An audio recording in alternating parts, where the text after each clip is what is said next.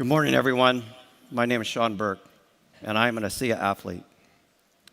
We've had the opportunity to hear some great stories about how ASEA is changing the world, both in health and with opportunity. My wife and I, Veronica, are so grateful to Advance in Life for providing us the unique opportunity to help out in Ecuador, and to ASEA, who has helped me to excel as an athlete and also helped me become a better person.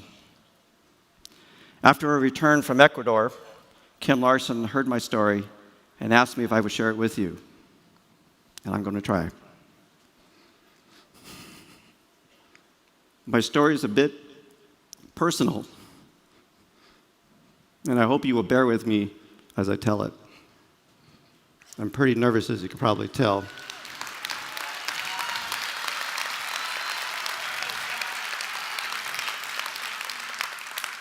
But I'm quite comfortable talking about ASEA and athletics.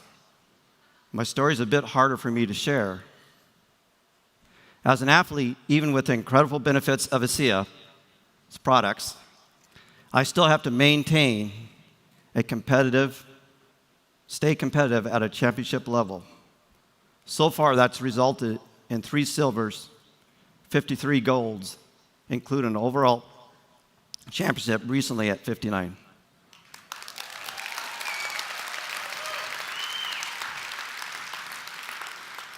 People have always asked me how and why I train so hard. But I seldom tell them the truth. That is too personal. You see, it's therapy for me, as I have spent the last 36 years in a race to stay ahead of my personal demons. Today, I'm going to share with you the truth of the hardest race I have ever run. Each year since 2017, Veronica and I have traveled to Ecuador to assist in building of a trade school and community complex. The facility under construction is located deep in the jungles of Ecuador, where poverty and lack of government support leaves little hope for education, opportunity, or advancement to all the people, and especially the children in this remote area.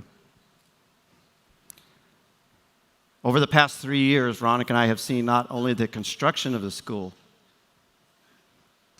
but the birth of hope in the eyes of many of the children. But this year, something transformational happened to me. Although it's been a 3-year journey of change, it was only this year that it hit home in such a profound way.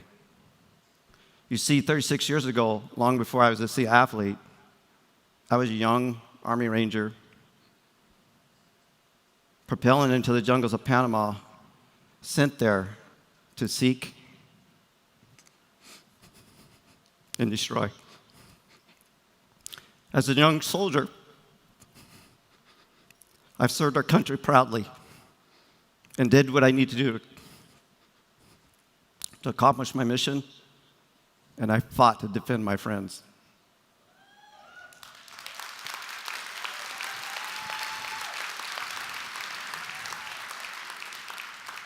But like many vets, the Freya battle has left deep and permanent scars in my heart.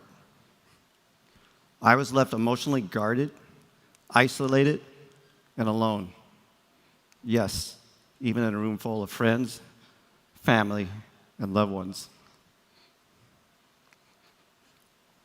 For this is my secret shame and painful carried that only other vets with battle-born scars would understand.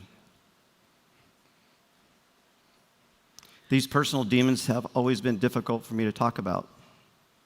And so I train. I swim. I bike. And I run great distances to try and quiet my mind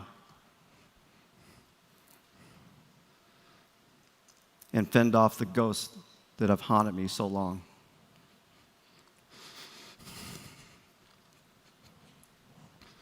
This last year when I stepped off the bus, it was into a hauntingly familiar surrounding, a jungle just like the one of my young self. And it was just then that the past came crashing down on me really hard. I broke into a cold sweat. The muscles of my back tightened, and both of my fists clenched into fist. I was instantly transported back to becoming that young ranger whose senses were on high alert as he began a threat assessment of his surroundings. The jungle became full of danger and death.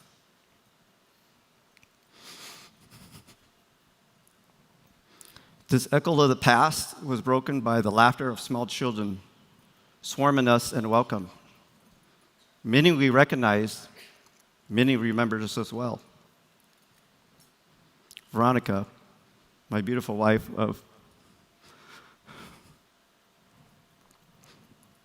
25 years, who's Hispanic by birth, English is her second language, had knelt down in total joy to embrace as many children as she could hold. Chatting in quick Spanish, she greeted each and every one of the children in succession, leaving no one out. The air was now filled with love, no longer danger. It was just then that I noticed a little girl standing in front of me, her big brown eyes beaming with smile and full of excitement as she reached up, wanted to take my hand. But with great effort, I had to relax my fist in order to reach out and take her fingers with her tiny hand. She wrapped her tiny hand around two of my fingers.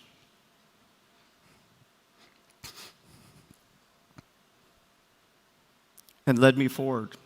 Without a word, she drew me forward, thrilled to share with me her little world, her house, her room, her few meager possessions.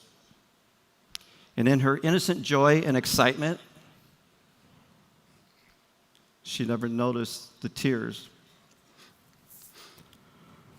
that were running down my face. Somehow in this moment, this little girl from a small village in the jungles of Ecuador have found a way to reach into a 59-year-old man a whole world away and touch my heart. Mending my old wounds that were long held in secret. She and the other children that we worked so hard for that week touched my soul, my life, so that now, for the first time, I could actually feel what it is to hug and be hugged freely, to smile unguarded, and at long last find within myself forgiveness that was way long overdue. Isn't it funny that what happens when you're willing to selfishly help others, expecting nothing in return? Sometimes you are the one that is truly helped. I know I was. So there I was, deep in the dangerous jungles of my youth, and with the help of a small girl,